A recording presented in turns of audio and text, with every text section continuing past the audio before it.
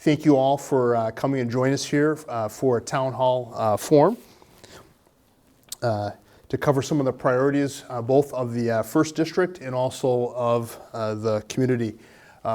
Before I get started, I wanted to just thank staff for their hard work of getting the slide decks put together and the notes that accompany those for some of the little bit of the details that are there. And then also, of course, the church as well. I appreciate being able to come here and to be able to give a message here where I really do feel at home. This church is related to a church that I as a faith person tend to attend myself. So it's great to be able to present at home when you're on the road. So again. And thanks for everyone who is here and has had the opportunity to be here. I'm just glad you're here. It's great to have the opportunity to have a dialogue and a conversation, and that's really what I'm hoping that we'd be able to do is have a dialogue this evening. Would like to learn from your perspective and your point of views what you think has been going on in the city, and hopefully we'll have enough time available for that. So I'm going to move through these slides just as quickly as I possibly can, because my favorite part is being able to have that dialogue and that conversation with you. That's typically what I do when I go door to door, and so we will go ahead and get started with it here. And I think I've taken care of the welcome. So here are a few of the topics, and can everyone hear me in the back there? No problems back there? Let me know if you can't hear me. I'll go ahead and speak up. We want to talk about Bloomington Tomorrow Together, our new mission statement, some items on the park system, the Dakota pond restoration project, kind of around some sustainability, how our golf courses are doing, some items around the intersection improvements, and then finally, both the Veterans Memorial and then also our 2023 budget, where we're at with that. So let's get started with the strategic plan. Our new mission, you can kind of see it's written up here. I like to kind of shorten it up to make it a cultivating Bloomington to be an enduring and remarkable place that people want to be. I got the great pleasure of being able to serve on that committee with literally hundreds of people who were gathered through a directed community process to put together what we want to do over the next several years. The first strategic plan that I got an opportunity to be a part of was just between staff and council. But this one was just a couple of council folks, the mayor, and then residents that were gathered from the community to help to create both this and just any number of other items that were a part of that particular plan. And if I may, we also came up with some core values, and I wanted to read those off too, just so you could hear those, which I thought was really interesting, having so many folks from a diverse part of the city, both east, west, age, and educational limit. It's really interesting. So the core values that we came up with during that time that we spent together was the community that thrives when its members share the responsibility for its well-being. Transformation will come through collective courage and the willingness to take risks.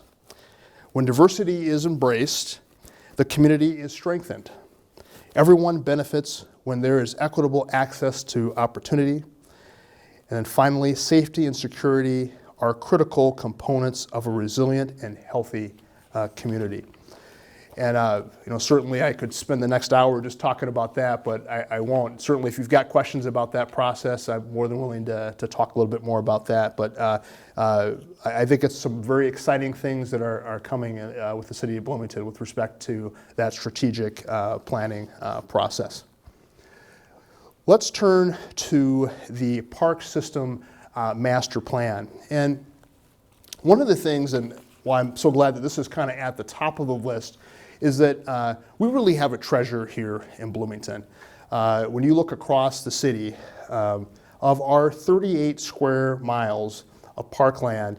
36% of our entire square mileage in the city is dedicated to open space or parkland. And I think that's really a unique characteristic of our city. Whether it be the 97 parks that we have, the 45 playgrounds, the 2 golf courses, the Bloomington Ice Garden, the Aquatic Center, the Highland Greens Bush Lake Anderson Park Reserve, or the Minnesota Valley National Park Life Reserve. Really, Bloomington is a place where natural resources have been a priority. It's been a legacy that's been passed down throughout the generations to where we are today. And so, as you can see here, what this plan is going to do is going to help us to kind of take the next step forward as we look at those 97 park spaces that we have and allow us to kind of reimagine what the future will look like.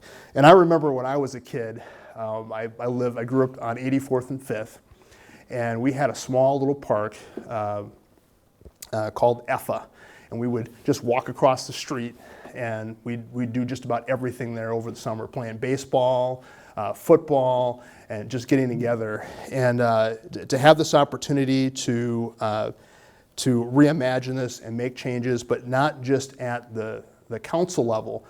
This whole process is being put together in a manner in which that if you live around a park, that you can participate in that process. It's an engaging process to allow you to kind of help to kind of determine what you want that property or that park to look like. It's a great opportunity, and certainly we can look at the surveys, and we have identified time after time that this is a top priority that residents have seen, not only in the first district, but also across the city. And so, again, I could go on and on and on about our parks, and certainly I know during COVID periods of time, a lot of folks were gathered out there in the parks. I also wanted to bring forward the Pond Dakota Restoration Project. And this is an example of how really sustainability meets our natural resources and the history of our city with this Dakota Pond Restoration Project. And certainly you can see the notes that we have up here. But in 2016, the city received funding for Savannah restoration of the Pond Dakota Mission Hopkins Landing site, which was completed in 2019. And if I remember correctly, and I'm going to look down here at our city manager, I think it was both in the Normandale area we had goats, and I also thought this was an area we also had goats, or am I not mistaken? And so that's a great example, and I'm sure that we'll end up doing that in the future. We're able to be able to restore some of our prairie and our savanna to the way that it was some time ago. In 2018, a Conservation's Partners Legacy Grant was used to continue savanna restoration in the Parker's Picnic Grounds, which was largely been completed. And if you haven't had an opportunity to go over there, I got a chance to see it just last year. That is a phenomenal piece of work that has been done there. And if you get time to go to some of the other places too, where we've done some restoration work as well. A section of the river bluff that lies between the Dakota Mission Hopkins Landing site and the Parker's Picnic Ground has been yet to be restored due to challenges of very steep terrain and buckthorn overgrowth.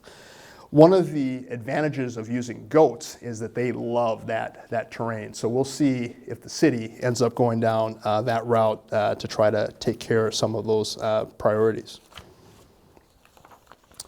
The city is continuing to seek additional grant funds for restoration in addition to the city resources that have been dedicated for this particular project. And again, I could go on and on. There's great things to be able to do over there at the Dakota Mission.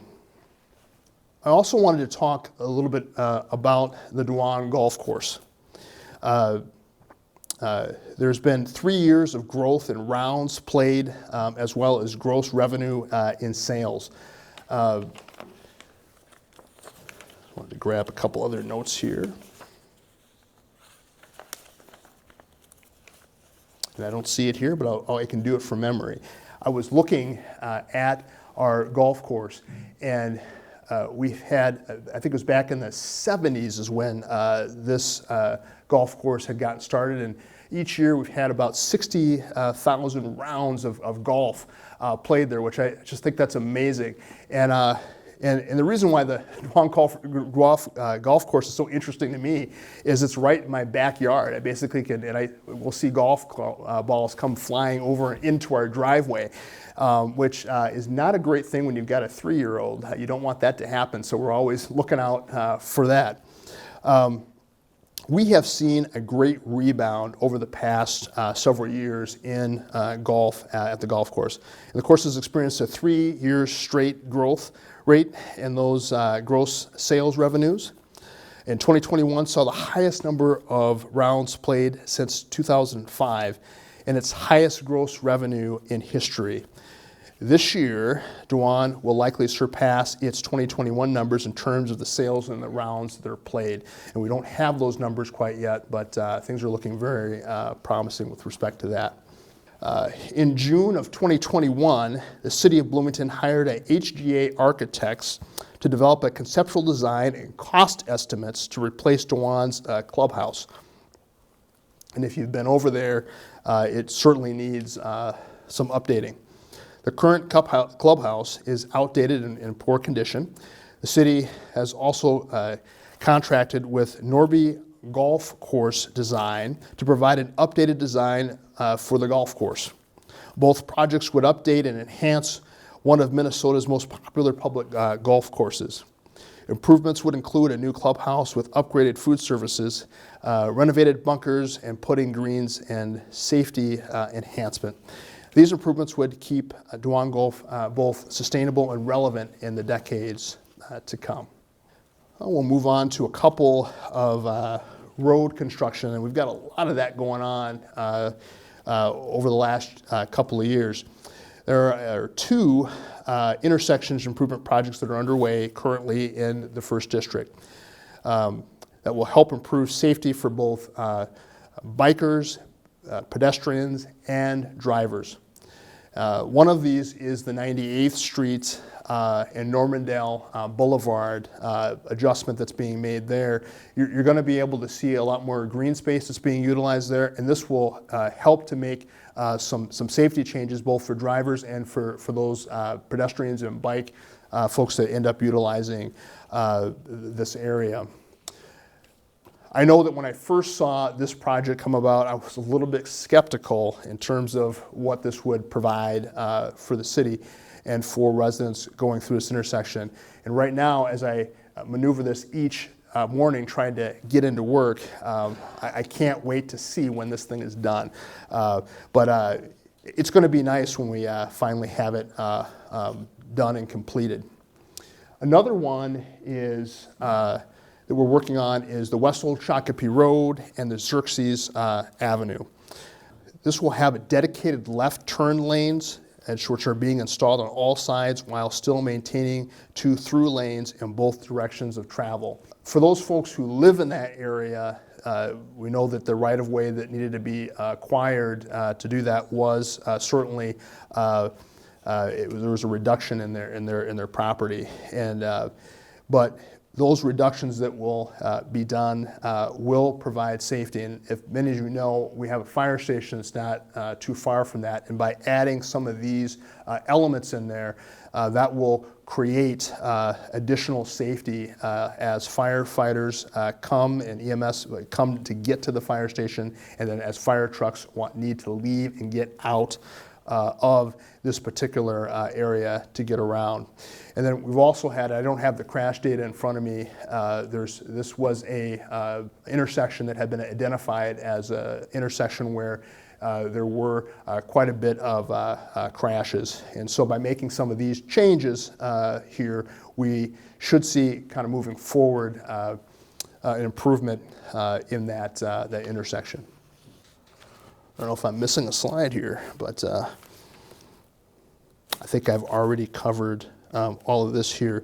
But I wanted to mention one other piece, that we had received some competitive federal aid highway safety improvement grants in 2019, which is helping to pay for both of those projects, both on Normandale and 98th, and then also this one here on Xerxes and Old Shakopee Road.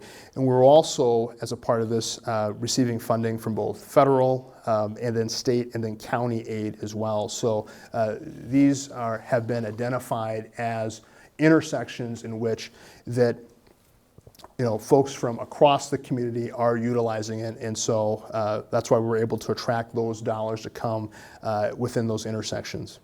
We move on to another one, and this has been a personal passion of mine with the Veterans Memorial.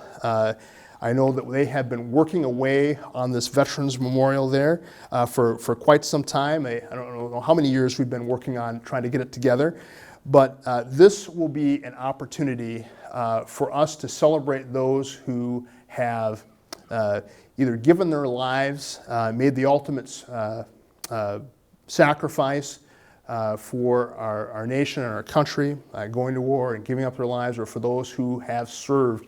I've had a great deal of those folks in my family who've had the opportunity to serve in the military.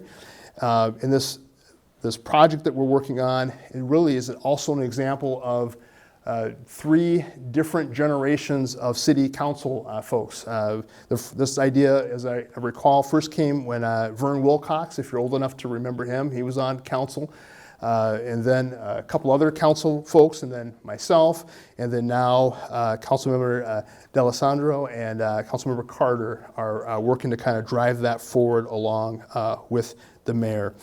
This here is a depiction of what it would look like when it was, if it's completed, once we are able to raise enough funds and dollars to put together this memorial, which would sit right on the City Hall property.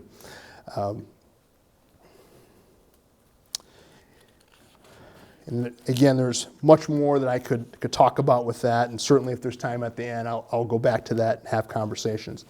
One other item that I think it's important for us to discuss, and as I was putting this together and having conversations with my family, my wife insisted that we talk about the budget.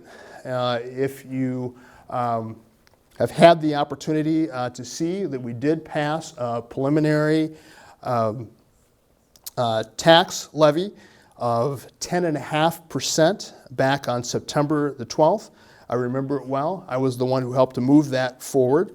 It is one of the highest levies that we have passed forward in terms of percentage increase. And part of that is, as you can see up here on the slide, that we've got somewhere in the neighborhood of 65% of that levy that we look to consider moving forward would be for public safety services. Now, if you look at the numbers here, depending on how you look at the percentages, that if you include the debt services for Fire Station 4, you could say that we've got about 80% of that 10.5% would be utilized for that if we stay at that 10.5 level. The preliminary budget property tax levy would be about $75.5 million at that rate. That preliminary levy sets the maximum amount of property taxes that can be collected.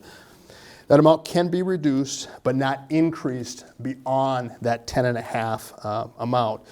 And as I've been on council, we have reduced that amount quite a bit, but this is high, and so I'm not going to, and certainly if you've got questions about this, I would welcome those questions about that. The primary factor that's driving this increase, it's significant, is public safety spending in Bloomington. And I want to just take a pause here and just talk about what that is. And certainly we've got the chief, the fire chief here, and can talk a little bit about that. we have got some changes in terms of how we do paid on call fire. For many generations, I grew up here, we've had a paid on call, some call it / volunteer fire, and we haven't had a full-time fire department. And we are not able to make the runs as reliably as we have been able in the past. There's been a change in the demographics. There's been shifts in terms of how we're able to get to those fires. And right now, certainly, we're doing as best that we can do to make sure that that's safe. I don't want to make you think that we're not having safety, but rather than having 5 and 6 people out on the trucks running to those fires, sometimes we'll see 1 or 2 people going out there, and that, if we continue to do that, there's an opportunity for that's not a good thing. Let's leave it at that. And then we're also trying to catch up with our police. If you look at cities that are our size, making sure that we have adequate numbers of officers to be able to meet the crime that's out there, that is incredibly important. In fact, I just got done talking to the police chief on Tuesday about that and what that means kind of moving forward. As we look at the 2023 budget and these significant investments in both police and fire services in the community, this would help us to kind of move the city forward as we look to try to make these changes. And right now, the ideal number of active firefighters in Bloomington is about 155. The Bloomington Fire Department has 97 active firefighters that include 7 chiefs. Bloomington fire trucks regularly arrive on calls, as I've mentioned before, with not enough folks to be able to make that make sense. And so this proposed budget would allow us to be able to address those items as it relates to that. So when we move forward into October and November, we will have the opportunity to have many more public hearings and to be able to have conversations on that budget and look to try to either reduce that or figure out where that needs to be moving forward.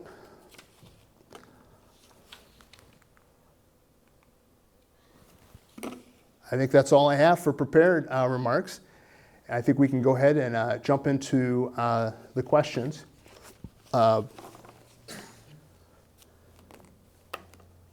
I'm going to do is take this off of here. Is this still working, or give us a minute here while we get all set up here. See if I can grab a couple notes that I have. All right, are you ready, or? All right. Yeah, not a problem. And this is a live example of some of our issue with fire. Got them doing double duty.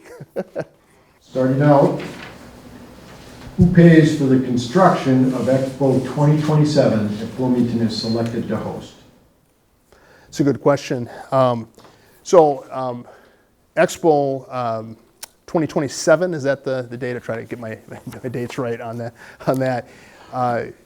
That is the expo is basically a world's fair. It's an opportunity for folks from across the country, the world, to come to be with a particular theme. A lot of folks know of world fairs in terms of like the Space Needle out in Seattle, or the one I got to see when I was down in San Antonio.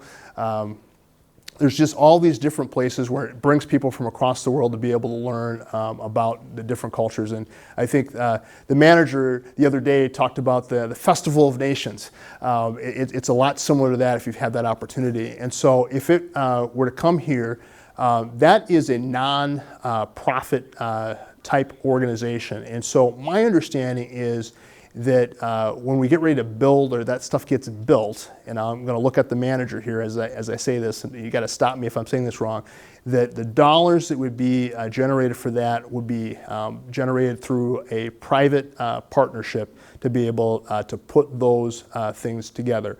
Now, I do know that from an infrastructure standpoint, there are some things that we would do with really any development that happens in Bloomington, and so that would be the question as to whether or not the city council would decide to be a part of that process. So I want to just be very careful in terms of how I say that, and there's expenses in terms of city managers and council members traveling to be able to understand that, but what this represents, if this number, and I don't have the numbers in front, I wish I did, folks being able to come into this city and to be able to utilize that. The sales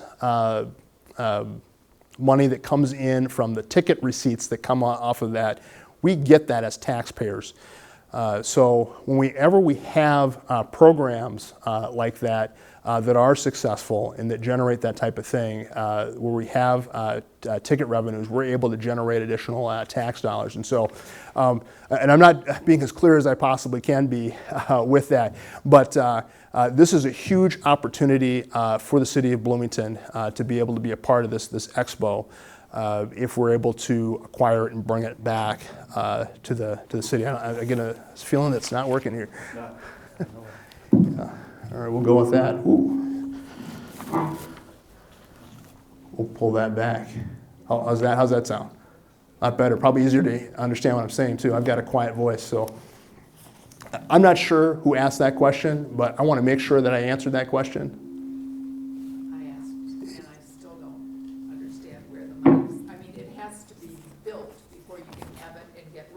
Mm-hmm. So where does that come from? I mean, it's huge, like 60-some acres? Well, yeah, this site is not going to be 60 acres. They can be up to 60 acres. This one would be a lot smaller. We're talking about a little space that's both by the Mall of America, and then there's another one off the side, the kind of the adjacent lands that are there. The folks who helped to build this are not necessarily city oriented. They are. This is both at the federal level and at the state level, the county. They all come in, and these are mostly private entities that come in to kind of do this and to put this stuff on. And that's really the way in which that these world fairs operate and work. And I, as a council member, would not be interested if that's something we're going to go out and build and take on the liability of trying to build and develop this property. Getting a little bit of feedback here from this one here. There's a way to turn that down.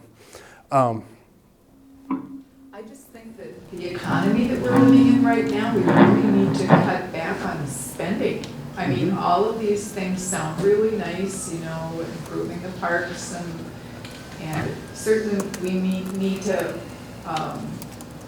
maintain what we have, and definitely fire and police are very important. We need to invest in that. But anything above that, this fair sounds really expensive, and you say most will be federal and county and state money, but still Bloomington's going to have to do their part too. And it's time for us to say, oh, those are nice things, but like with a home, a family, they can't continue to go out to dinner, they can't buy the new car this year. Bloomington, I just feel that we need to do the same thing. Thank you. I appreciate what you're saying. I think that's all important. I absolutely agree with you. It's important anything that we do, we've got to think about, as those families are gathered there at the table, trying to decide, what you're going to do kind of moving forward. You got to have this budget, and you got to figure out what are we going to do. And you got to make sure that as you're moving forward with those decisions in terms of what we're going to access or take our tax dollars and spend them on, that we're being very careful and being very prudent with them. Now, I absolutely agree with you on that, and that's certainly a principle that I came in with when I ran for office, and continue to believe in that. I believe in a balanced approach. And what I hear staff telling me is, and I asked this at the school board meeting the other night, I said, hey, what's the cost? You know, I see all the benefits. There's this long list, 3, 4, 5 pages of benefits. But what's the cost to the taxpayers? And I trust my staff when they say, hey, this is what it's going to cost. And if they're not being truthful with me, then oh, wait a minute now, I gotta. And when you take the expenses that we would put into this, and when then you look on the other end of the ledger, the revenues that kind of come out of that, my understanding is that we are going to be in a much better position after it's over. That these expenses that we put out there are going to be minimal. I hear it's travel. There may be a little bit of helping with in terms of plans and developments, and I have seen those that have gone through because we've done some of that stuff. I know that we did for when we tried to hold down the property of the farm, we put some dollars in there with that. So we're already into this, this expo piece. We've already invested money into these things.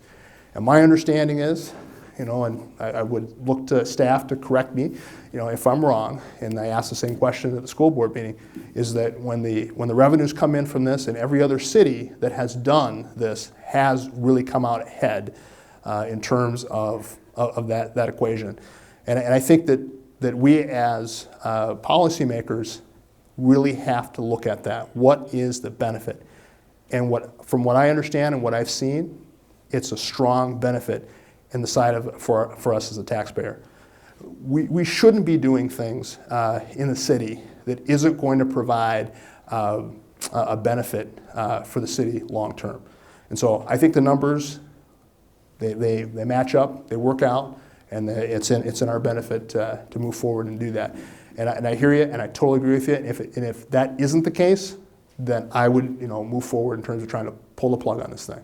But I am a strong supporter of it because of what I see there on the ledger. But I appreciate your comment. Thank you for clarifying what you're looking for with that. And we're going to just take the questions from the bowls, and we'll go back and forth. I'm more than happy to do that, but we better stick to these so we get them all answered here. What are you most excited about right now, or looking to the future, for the entire city of Bloomington? And the same question, but for our district specifically. And what do you think is our biggest challenge over the next 1, 3, or 5 years? So there's actually 3 questions. Yeah, there's a whole lot there.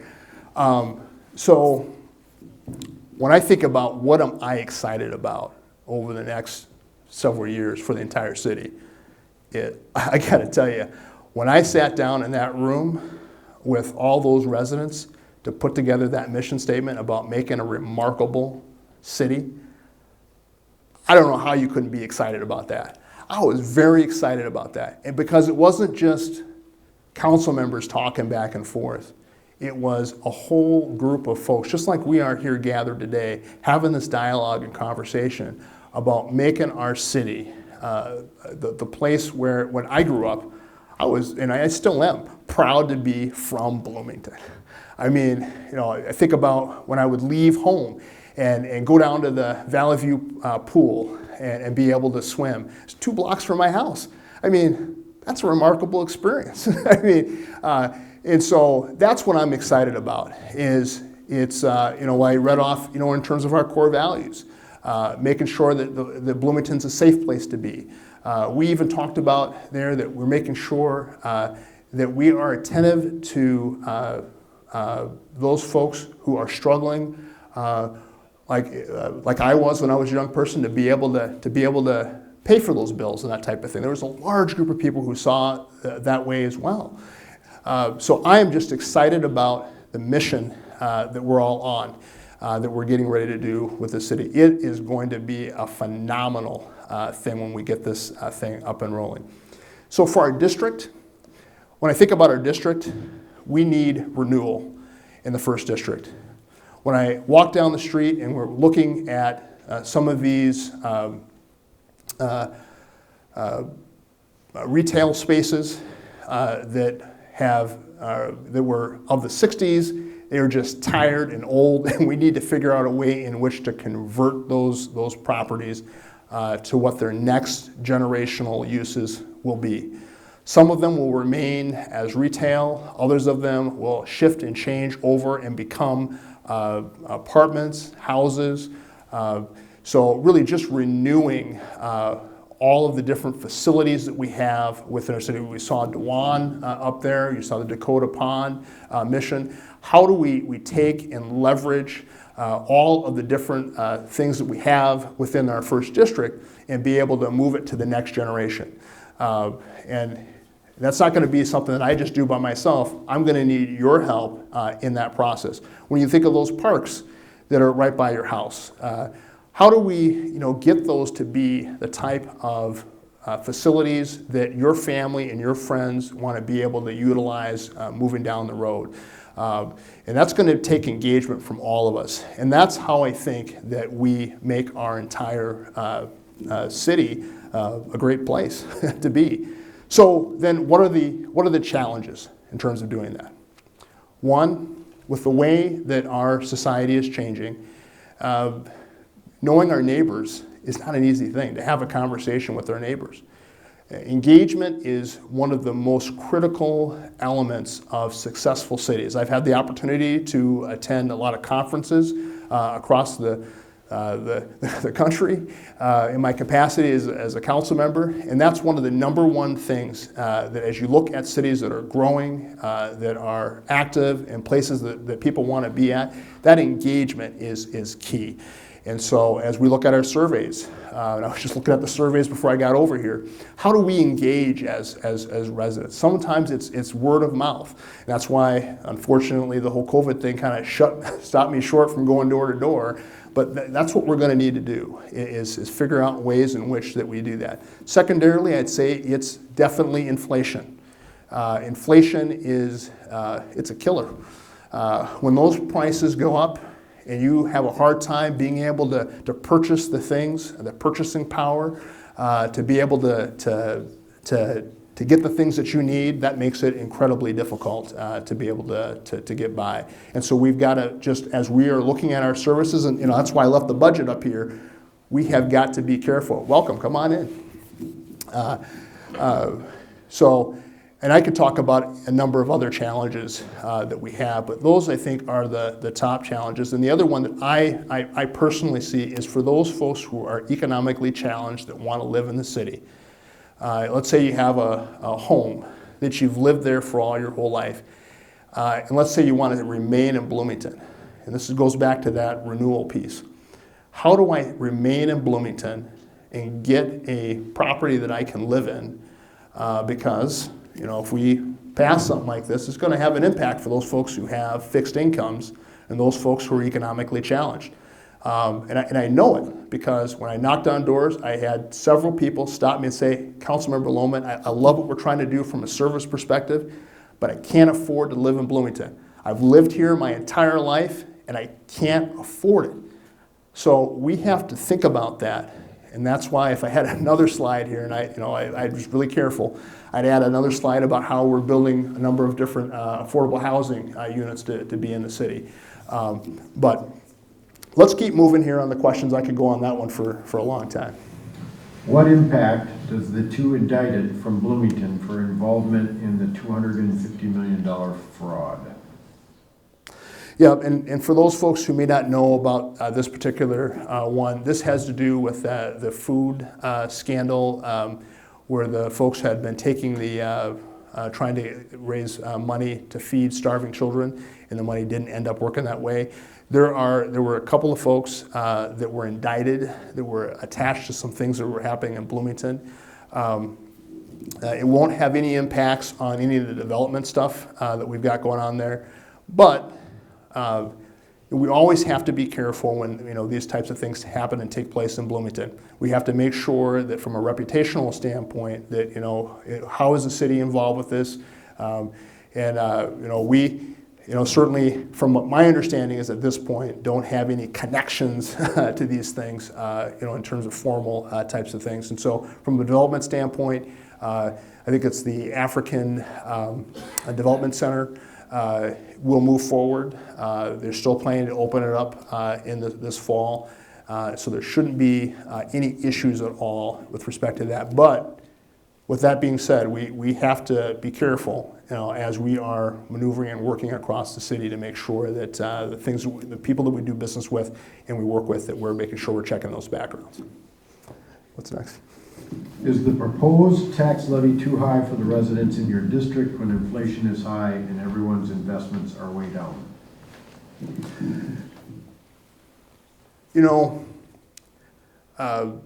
I think for some, this levy, if it stays at 10.5, that's going to be a real problem. And every year that they offer it, I go to a thing called Ellers, and Ellers is a public finance piece, and they have this thing on property taxes, and they spend 4 hours talking about how our property taxes done. And what I've learned over the last 8 some odd years of going to this particular class is that our property tax code is one of the most complicated thing in the entire country. But what I would say is this, is that for those things that you do and you don't do, there are always consequences. And so, for example, if we look at fire and we're not able to increase the amount of folks, I talked about that we have 97 folks that are on the rolls, and I get a chance to see that each month. I serve on the fire pension board. And if we don't get to that 159, it becomes a service issue. And so the question that I always ask myself when we look at these particular items that are like this is, what does this mean from a service perspective? Does that mean that the fire truck may not be able to get to somebody's house? Does that mean when I've got a police circumstance or a situation that's happening that they're not going to be able to get there? And that's sort of how I look at this thing. So the question is, can we afford that? And that's the balance that I'm looking at that. So there's another 20% that's out there in terms of that amount that, maybe there's some things that can be changed there. What other items can we reduce? The question that you asked, basically. And so I think we have to, and that's what's going to happen in October and November. And that's not just a single council member sitting, in a dark room kind of decide that, because for those folks who are economically challenged, I was economically challenged here in the city, and it's not just when you look at that 10% number, it's not your taxes are going to increase by 10%. That's not what this means. What that means is that if you are at the median level and below, like we saw, my wife said, "Hey, whoa, what's happening to our taxes?" It was more than 10% for us, one increase. That meant that there's some things we could not do. So there are definitely impacts as we get ready to look at this number. And even if you hold it at 0, there's still an increase that's there. So to answer this question is not very easy. But for some, this 10.5% is going to impact their lifestyle. No doubt about it. Absolutely. It may even drive them out of their houses. I have to, I've got to level with you. I mean, that's going to be a problem. So, and for others, this is not going to represent a large amount of a change for them, because they may be over that 50% median income. And so when they're over that higher part, now this is just one part of it too, right? Because this is just the city portion of it. There's the city, there's the county, the school levy that's out there as well. And so I don't know that I can answer that question, right? Because for each individual taxpayer, it's going to be a different thing.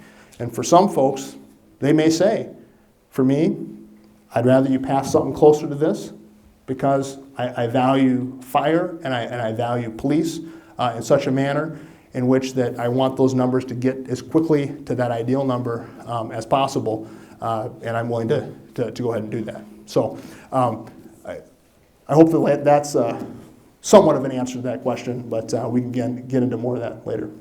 Why isn't Moyer Park a high priority? Well, actually, it is a high priority.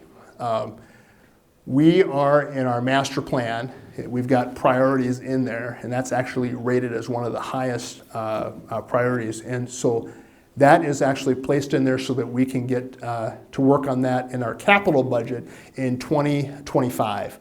And so I'm not sure if you're like me, I like to go down to Moyer Park. In fact, I do a lot of my pictures down there in Moyer Park. There is the staircase when you're going down there. That absolutely needs to be, I mean, it's just, it's a shame. That has not been fixed. I've been asking about that, but they're looking at that. They're going to get that fixed. There's a number of other items that I could go on with Moyer Park, but trust me, they assure me it's a priority, and the dollars are being put together for 2025. And if it isn't done in 2025, I think this is on videotape, so we can hold staff accountable for that. So and part of the other reason why is that we're, as we get ready to look to try to do the work with Moyer Park, is that we needed to put together several other dollars and kind of consolidate and make sure that all the projects that are being done within Moyer Park, since that's such a large park, are all consolidated into one thing. So hopefully I've been able to handle that one. What's next? Why does the council most of the time vote 7-0? So I love this question, and my wife liked it too. She's like, wait a minute, why are you guys voting 7-0? That's a good question. I was an intern with the city of Bloomington a number of years ago. And I remember looking over and watching the city council. And I go, well, why? Asked the same question to myself. Why do they always seem to be, there's a lot of times we're voting 7-0 on items. Like, that's weird. Because isn't there more different positions out there? Well, then I got to be on council, and you know what? I have an answer for you. The answer for that is that we have what's called a study session. And by the time you get done with that study session, oftentimes there are issues in which whether we have a lot of controversy with it, and staff can kind of see, well, wait a minute, I don't know that we actually have 4 folks who are in favor of this thing. So we're not ready. This thing is not done quite yet to bring it forward to the council. And so what ends up happening then is it doesn't come forward because it might fail. And there have been some items that have come before the council, and when you first see it, we voted it down. It never happened. Sometimes those are 7-0, sometimes those are 4-3 votes. But I have been around for a number of items where it's been 4-3. And this is not like the legislature or because we are really in a sense public servants. And so we don't have different political parties. It's a nonpartisan council. And so we're not set up or structured in such a manner where you have that type of deliberative debate. And most of our topics go through a commission. Sometimes they'll go to several different commissions. They'll go through a staff planning kind of piece, maybe 2 or 3 times. And we'll ask a lot of questions as council. Staff will respond to those things and help to move the policy and procedure so it gets the greatest number of votes in those folks who are interested in moving that particular thing forward. So the way in which we look at this is it's a team sport, it's a consensus. A lot of times we'll look at something and we'll say, you know what, we're going to come back to that at another point in time. So that's the main reason why there's a lot more 7-0 votes, and you would expect that there'd be a lot more 4-3 votes. But staff has really done a really good job, and that's meant, unfortunately, a lot more meetings that go later into the night. And now you can see the study sessions. That's something we've changed. So I would encourage you, if you haven't had that opportunity, to watch some of those study sessions so you can kind of see how that decision-making process is done. What does the city do for the parks in Bloomington? Well, what doesn't the city do for the parks? The city helps to cut them where it makes sense. We have certain areas where those need to be cut. There are things that need to be redone with the parks. We bond for different equipment out there. I know that when I first got on council, we bonded to replace all of the playgrounds that were out there. And so the city also helps to put together most of the programming that's out there that you'll see. I know if you've been to Kite Day, or if you've been to just any of the number of those programs that the city helps to put on.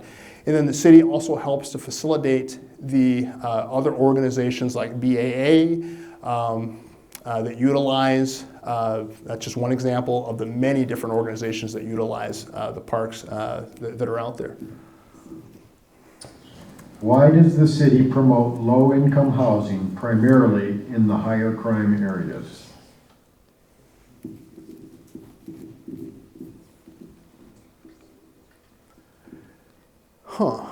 You know, I'm not sure that I'd have some more questions about this if somebody's out there who asks this question.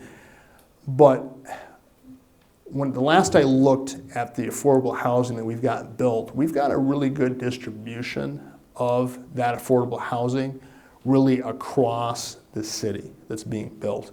And I'm just, in my mind, I'm just going through the different properties, and I wish that I would have had you put together that map. But as you look at that, there's really a good distribution of affordable housing across the city.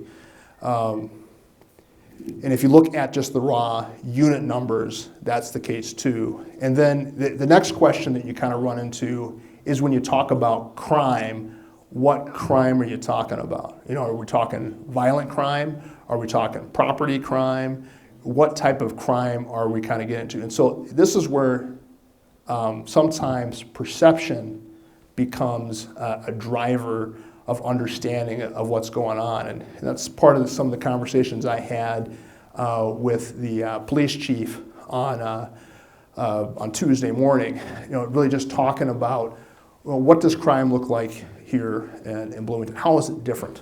How do we make sure that we're focused on that and making sure that we're being able to create places for people to be able to live, that we're not concentrating poverty where crime exists. I'd like to have a deeper look at that question. I think it's a good question because what I like about that question is that it really does ask the question, and I have this as a policymaker too, is that whenever you do create affordable housing, are you ensuring and are you making sure that that is appropriately distributed across the city? One of the issues that we have with the type of affordable housing in which that we are building in the city, we're talking about income levels that are $50,000, $60,000, $70,000. So when we talk about affordable housing, that's what we're talking about. Those folks who are able to, they're would be the firefighters, teachers, those folks and those types of income strains that we're looking at. When we talk about that 30 AMI, and I don't know what that number is, I don't have it off the top of my head, I'd have to look to staff to give that to me. That is a lower number, and we're struggling to be able to get those properties. I know we just put, we've got 2 units that we have that we're putting in this last development that I saw this last week. So I don't know that I agree with the premise that we're putting affordable housing within crime-ridden areas. Depending on what you're saying there, I don't know if I agree with that. But I do agree with the overall crux of it, because I definitely don't want to have that happening in Bloomington, where we're putting folks in crime-ridden areas and driving that. So if somebody else has more about that, I'd like to hear more about that. What do we got? Can we get shingles repaired, replaced at Fire Station on Xerxes?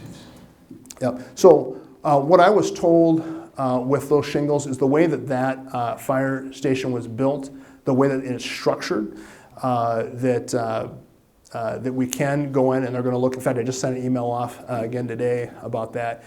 So staff's going to look at that to get that repaired. But because of the way that the roof is constructed, it's probably going to come apart. And here's an example of where we're looking to replace some of these fire stations.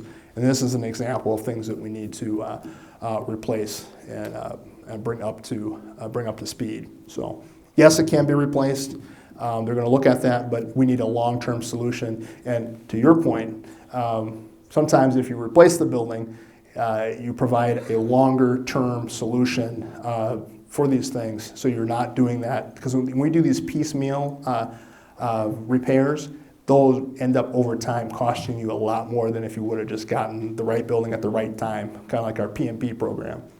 This is another multi-part question. Why does the city of Bloomington charge each child participating in a BAA program a $15 fee for each sport they participate in to use the city park fields? First part. As residents, we are already paying to have the parks and fields that they use. Are you not double dipping by charging them yet again? BAA makes sure that any child who wants to play a sport and cannot afford to pay is awarded a scholarship so they can play. Would the city of Bloomington do the same if BAA were to disband and let you run the youth sports programs? Well, those are all really good questions. Part of my issue with answering part of that question, and I'll do my best, is that I was a BAA kid myself. I used to play baseball, basketball, and all those types of things here in the city of Bloomington. Is that BAA is, from my understanding, it's a separate organization from the city, and so they have to figure out how they're going to pay for umpires. I don't think they pay. They may pay for coaches, and this is part of my problem. See, I don't know. I haven't been involved. I was involved as a kid, so I really don't know how they all operate. But I know that they have to pay for umpires. I believe there's a fee for utilizing the parks. So I don't know what all goes in it because I'm not in that business perspective or what they do or how they operate. So I'm not the best person to respond to that. So what I'm going to tell you what I'm going to do is, are we, Jamie, are we taking these and responding to these online at all? Are we doing that like we did the last? We haven't been. Okay. Well, my request would be for this one, that we take this one, because I want to get you the right information, because I'm just the wrong person to answer that question, and I want to make sure it's accurate and complete. I think that's a good question, but I can tell you that part of it, we'd have to ask some of what BAA is doing. But in terms of utilizing our parks, which I think is the point is that if we pay a fee, or if we pay taxes for our parks, why are we then paying again for that? And so if you are utilizing a program, let's say, that's being offered and being organized by a different organization, and you want to be a part of that, and it's not like we used to do. We used to just play baseball and stuff on our own. We organized that ourselves. We got a parent to be the umpire, and we just played baseball. Well, there really isn't a charge there when we played over at FF. If nobody else was using the park, we could just go over there and utilize the park. But if you're organizing it and being a part of that, there's going to be a fee that's going to be a part of that because that organization is operating that. And that would be my first look at that in terms of trying to respond to that. But I think there's a little bit more to that question. I want to make sure we are able to really answer that as accurately as possible. What are the latest inventions published in the United States? Say that question again. What are the latest inventions published in the United States? I'm not sure I know what that question is about. In terms of inventions, I'm not sure how to. Did somebody have that question? Did they want to? Well, what did you mean by that?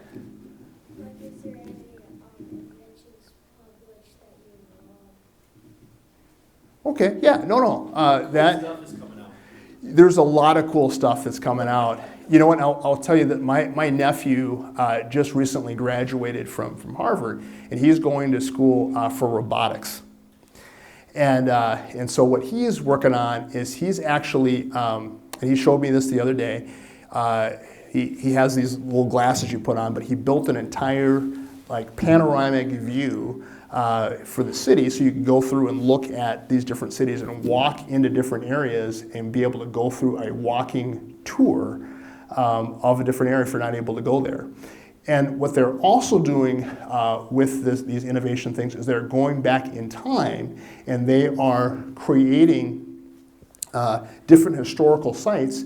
And so if you want to learn about a different culture and what these people were like during that period of time, you can go back and then walk through those pieces. So that's one example of an innovation that I've heard of that's published and it's being able to be utilized. And what I'll do is I've got some more for you too at the end that I'd love to say. I love about talking about innovation, but I just was kind of thrown off by that. So, what are the plans for the parks not listed in the 10-year plan? Will the residents surrounding these neighborhood parks have a say in what they are used for? I think that the plan for those other, they're not on the primary piece, is to kind of go through that process for each of those. But I think that what they're going to do is they're going to take the top parks that are out there, they're going to work those parks down, and then they're going to kind of work their way down the process of trying to figure out what we want to utilize those other parks. So, for example, I don't believe EFA, where I grew up with, is on that list, but they're going to work their way down through figuring out how, and the way that my understanding is they have the different sections of where these parks are at, and what they're going to do is they're going to go, hey, here's the primary uses, these are the bigger parks that are there, here are the things that we want to have take place or happen. They'll kind of assign those items there and then figure out where else they can kind of put that in the rest of the districts. So, for example, if you are a person who enjoys tennis or pickleball, I've never played pickleball, they would say, okay, we have heard that there's a number of people who enjoy tennis or pickleball in these particular areas, and they will look to try to see where does it make sense to kind of place all of these items across the entire district of parks that are in that particular area. That's my understanding of what they're going to do, and so that's how these other parks are going to play a role in that. And as a part of that question, how will staff or the residents that there are be engaged in that? My understanding is they're going to be engaged in that process as well, in terms of how that works. In fact, that's my expectation of how it's going to work within those districts, that you'll really be able to help to kind of drive that forward. Since the mayor has told us there were surplus funds last year, why wasn't that used to support programs that were cut? You know what? I think that's much more of a statement right there. I just put a period on that. That was one of my questions that I asked as a council member. And the response that I understood that the city manager said was that we had put aside some of those dollars to adjust to be able to handle that from year to year to try to balance the budget across the years. But that's a statement. That's a question. We had positive budget variance. We've had that over a number of years, and so the question is, why haven't some of those dollars been spent and utilized to be able to cover and place that in to bring down the levy? And so part of that is some of that has been utilized to the city manager's credit, but some of those dollars weren't. And the rationale as to why some of those dollars were not spent that way to bring down the levy is some of those dollars were not earmarked to be able to do that, because some of those dollars came from the federal level, and those federal dollars that came in had to be spent on specific items that were as a part of those programs. So you couldn't just take those dollars out and then just take it to bring down the general fund dollars. There are other dollars that were there where we could have done that. And so This is what I would tell you at your door. So that is a question that I have, and I have not fully satisfied with the answer that I have. But there are a majority of those dollars you couldn't utilize it that way. And certainly if you look at the budget, I've looked at it too, you first look at that and you say, wait a minute, there's all these dollars that are out there, but not all those dollars can be spent any way that you want. And I'm certainly happy to get into some of that, and I'd have to probably pull the city manager up here to get into some of that detail. But you need to know that's a good question, and that it's there, and we need to address that question. What is your biggest accomplishment during your time as the city council? What I would say is that this is a team sport, and earlier today I saw former Mayor Winstead get a street named after him. And that was really cool to watch that happen. But he reminded us in that speech that it wasn't just him doing these things. It was the council that he had, the staff that he had, those residents that supported him to be able to do that. And that's, as I look at this, so I want to preface my remarks that this is a team kind of thing. I think probably the biggest thing that I've enjoyed doing on council is when we brought about the Sustainability Commission. There's a number of us folks that want to be able to bring that forward. I was a part of that. I was a part of that group that brought it forward. And we tried to do it in such a manner, in such a way in which that it kind of fits where we're at. And if I can say a second thing, which isn't done yet, is I'm hoping that we get this Veterans Memorial done. I think that's really important for our city. On one side of the city, we have our Peace Monument, and then on the back side is the consequences of those things from which that we cannot move forward when peace does not work out, and the consequences for future generations if we aren't able to make peace work. I think that's a symbol of how our city operates and works. You see the peace pole on the one side, and then if we're able to get this thing done, we'll have it on the back side. Have we got any more questions? Or is there a plan to redo Townhill Park? I believe that is part of the parks plan. If I Jamie, can I look at you for that? Is that a part of that, or? I can't recall if it's one of the first two. It's not one of the first 8 or 9, but I think that it's going to be, it's going to be part of the system. It's going to be a part of the plan, but it's not maybe one of those first ones that are going to be touched on. Why does the city of Bloomington need an assistant manager? In all the years past, they did just fine. That's really not, one of the things they teach us when we are at, when we take these conferences and you learn about it, is first, your first and your only employee that you have is a city manager.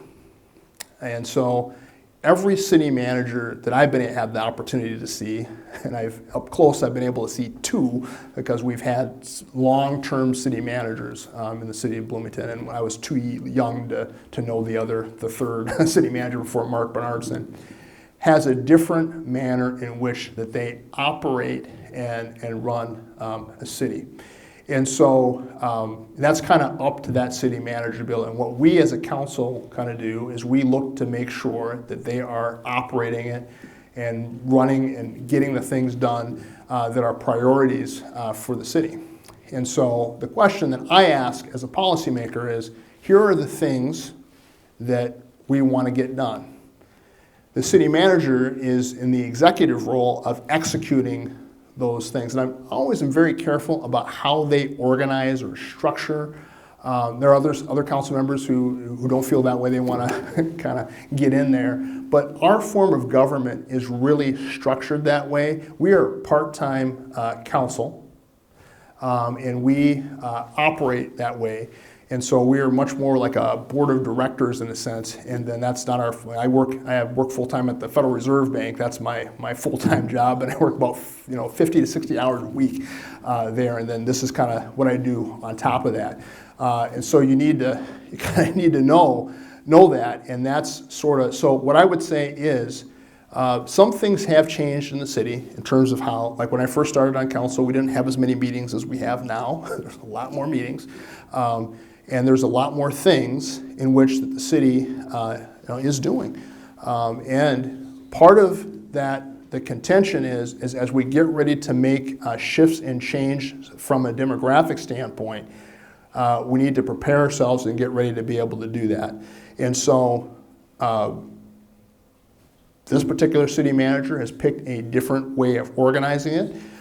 Some of those responsibilities and duties were given to other people in past administrations. I've been able to see it, and they operate and run it in a different way. And so while we didn't maybe have that formal city assistant, city manager, that role, trust me, was there. It was operating and working. They didn't have that title, but we absolutely had that function operating and working within the city. So, I mean, that's what I can tell you. How many discrimination complaints has the city received in the past 5 years? You know what? I do not have the answer to that. City manager or assistant city manager, yeah. We're gonna have to take that question and get back to you. I'm not sure what that's about, but I'd be interested to get the answer to that. Last question. With the size of Bloomington and hearing of a surplus, why can't Bloomington support its own DMV? Was it just plain poor management that shut it down?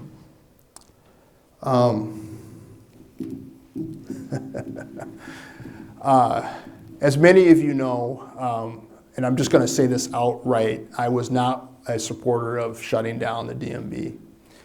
So I'm probably the worst person in this room to answer that question. But let me just say this in terms of what happened with that DMV and what happened there.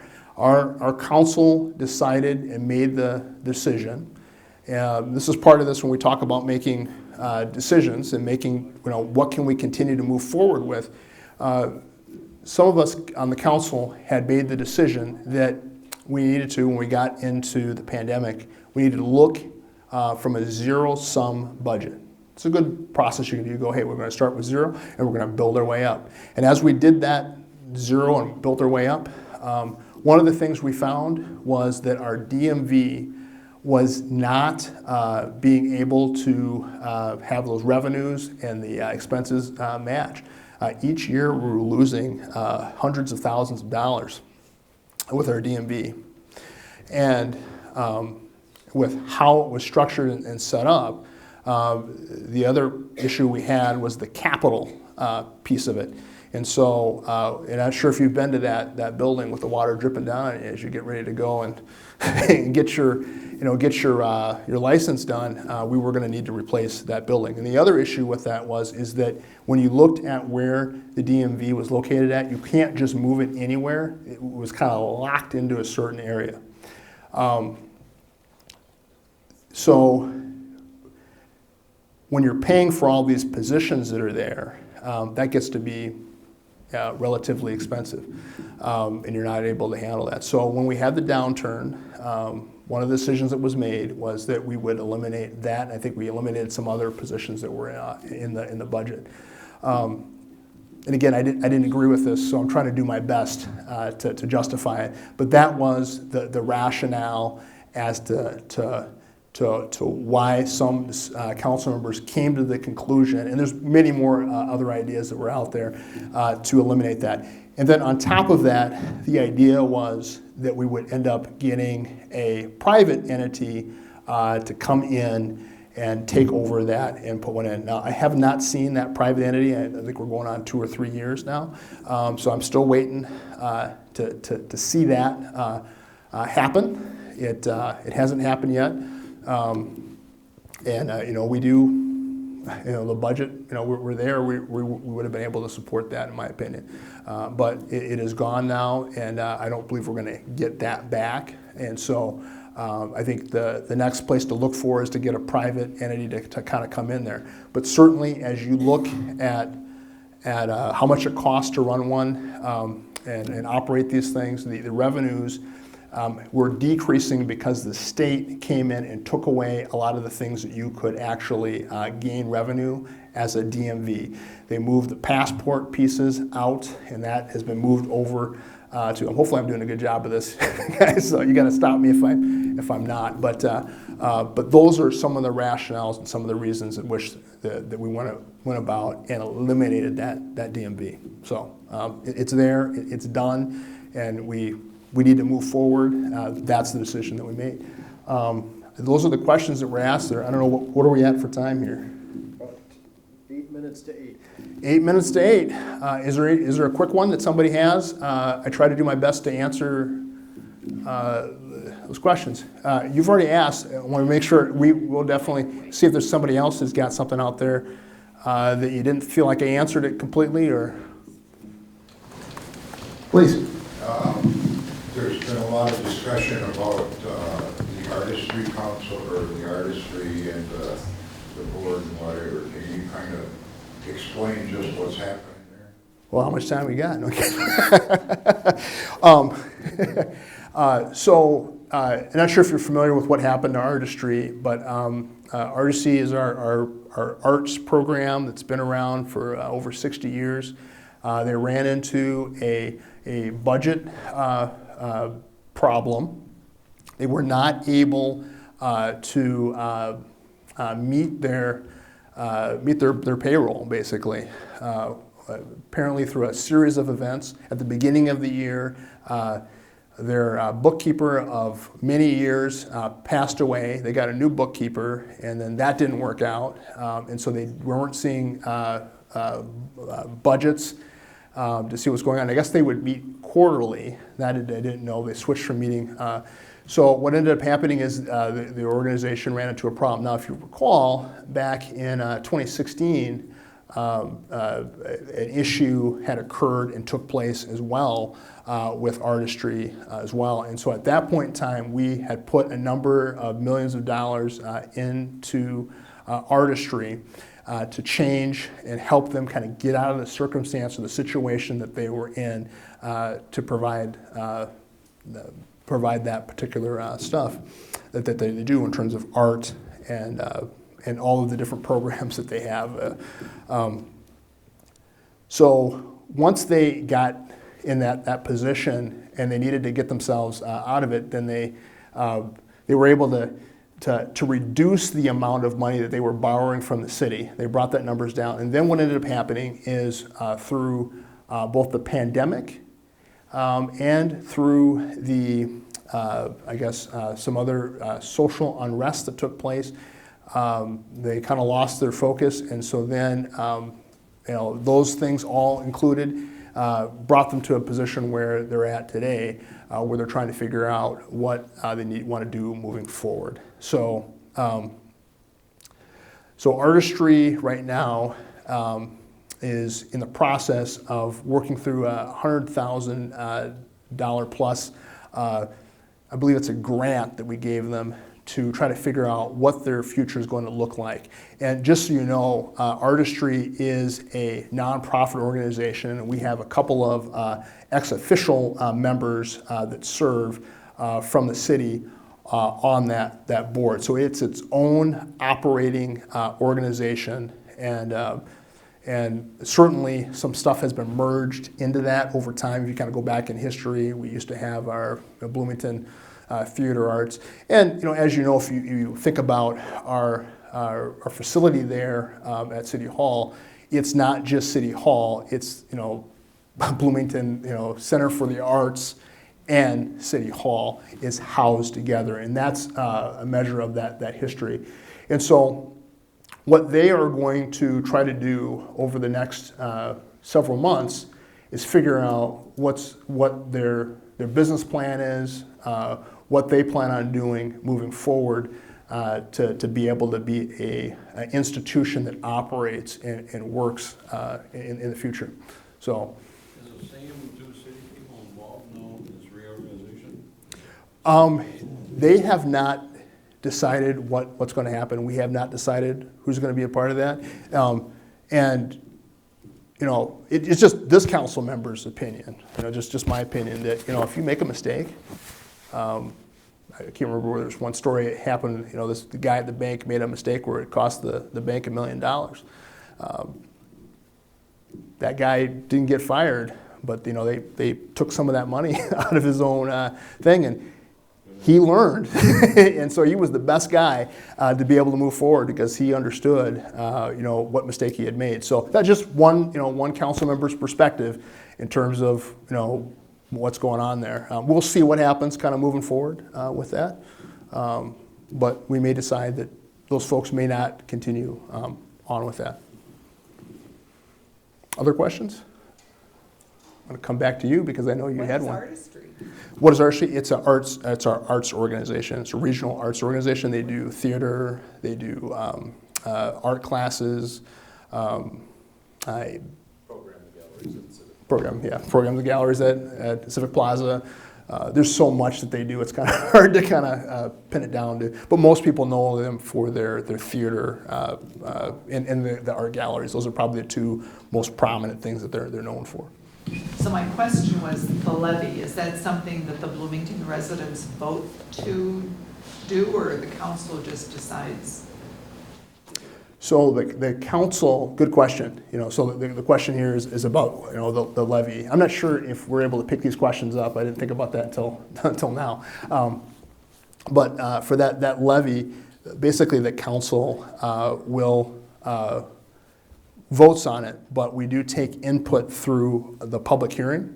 And we're going to have a public hearing there's a public hearing on most of the elements of that, kind of working its way through October into the November till when we get to the final levy part of it. And so, yeah, we as council members will vote on that, but that final vote, you can show up and you can say, hey, and I very much encourage you to either come to that, or if you've got questions about that levy and priorities that you want to see, I am very open to hearing what you believe and what you have to say. Now, I can't do everything as you want, but that's why you elect officials to be able to listen, take that piece in, and I am very cognizant of what that number means. I wanted to leave it up there so you can see it. I'm not running away from it. I'm not hiding from it.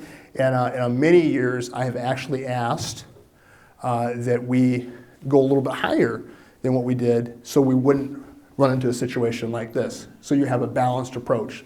And I think that's what I've always run on. That's what I've always believed in, is having this balance as possible. Because if we as a city can provide a balanced experience year in and year out. Some years it'd be nice to bring it lower. Well, if you keep it even, those years that you don't have to bring it lower, those other years you won't have to jump up to this 10. And they told us this 4 years ago, that we were going to run into this. And we're here. If we don't get this figured out, this could go a lot higher than this. And a lot of the other cities that are out there are experiencing that. I remember one of the city council members that used to hold my seat in the past had once said, one way in which you can save money is just don't do the roads. You can save a lot of money, but then when you get ready to fix that down the road, you're going to pay a lot more to get that. So whether that has to do with inflation or not, you wait 10 or 5 years and you don't pay to keep that road maintenance up, as we typically do every year, and I bring that levy down, based on that. I'm not saving you any money.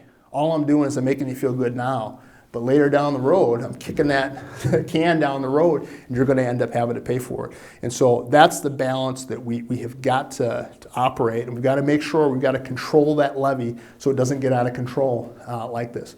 But we had several years where we had a 2.5 levy. Those were good years, and those were years where we were concerned about the pandemic, and we wanted to make sure that was as low as we could keep it. And now we're experiencing inflation, and so the question may be, do we lower it again? But all you're doing is kicking that number down the road, because you're going to have to at some point pay for this fire department. And so what you're doing is you are, pushing that out, and you may run into a problem where you have a crisis in a situation that you sit yourself into because you're trying to save money. But, and I'll take the criticism. I wasn't able to convince my colleagues, to have it a little bit higher in those other years where we had it lower. And so, here's where we're at today. So we're gonna work with this number. I don't suspect that when we get to the end of the year, it's gonna be at 10.5. We'll work it down, figure out some ways in which to pull those dollars out. Does that answer your question? Yes, thank you. Other questions, or? Take one more. Dwayne, how come to other cities, and this was talked about at the school board meeting, that we have a 2-bedroom house, people want to move up to a 3 or 4, they go across the river, they Yep. don't find anything here. Well, Why don't we have why don't we have that? houses or remodel like Edina? Yeah. Well, part of it is the age of our city. That's part of Yeah, it. but we do have young people that want Yeah. a 4-bedroom house. Mm-hmm. Yeah. And so part of the issue that we have with that, and again, I don't have a lot of data to support all this, so I'm gonna be really careful with, with what I say. You want to repeat the question? Yep, no, absolutely. Thank you for doing that. So the question is, why don't we have kind of that next stage of housing for those folks who want 2- and 3-bedroom apartments? It was talked about at the school boards, single dwelling housing units, so that when those families, you start having a bigger family, 2, 3, they can move into those homes like they do in Edina. And Egan. Okay, so here's how I would respond to that, is that part of it's kind of a blessing in disguise. One of the issues that we have is that we have a lot of those folks who are older that love their homes and don't want to move out. And so that's one issue that we have. And they don't want to move to another part of the state. They want to stay here. And so that's one issue, and that we're starting to try to address that by also building some affordable living arrangements for older folks. The secondary issue that I see with that, and we're starting to work with that, we've got some new folks in development, is trying to figure out how to do that. And what we did this past year, I'm not sure if you saw it, but we ended up splitting our development arm, pardon me here, getting a little tired here, sorry, our HRA and our Port Authority. And so we have given them a new mandate. And that new mandate is going to be that you're going to focus on certain targeted single-family homes. That's what the HRA is going to kind of dig into and try to find new and innovative strategies in which to get those homes built like they do in Edina. And then some of those larger apartment type work that HRA had been working on will now be shifted over to the port. And so that's how we're going to dig into that and try to find a way in which to fill in that group of homes that we so desperately need. And in fact, I'm sure you watched that meeting. You can see the projections in terms of children that we have in our public schools is taking a hit because we don't have that in these out years. And that's why, and I'll say this again tonight, why it's so important, and I think we should be meeting quarterly between the school board and the city council. We need to have those conversations, we need to have those questions. I need your help with that. If you could call my office or call the city manager's office and remind them of how important that is. It is important that our school board and our city council meet on an ongoing basis because really our future is there. We need to make sure that dialogue is happening between those two institutions. We're lucky. We have the school board is contiguous with our school boundaries. We can help ourselves moving forward by making sure that we have those ongoing conversations, just like you pointed out, and I want to thank you for doing that, because that's a priority as we move forward. When I talked about renewal in the 1st District, that's what I mean. That's an example of what I mean by renewal. We've got to be laser focused on those items and moving those items forward. For many years, we've had a home loan program, and I have asked that we continue to put dollars into that and move that forward, and that we're taking that and we are reorganizing that. You're going to see some really exciting things that are coming around that as well for that piece. Does that answer your question? Yeah, Dwayne, do you know why we old people stay in our houses? You tell me. Because we couldn't live any other place cheaper. So what she said was the reason why older Well, folks. if I sell my house, I bet I'd be adding another 100,000. Mhm. And that's why people stay in their houses. I appreciate But that. can I do the electrical repair if the taxes go up? Or replace my stipend? Let's talk afterwards, because I got some things I want to tell you about that.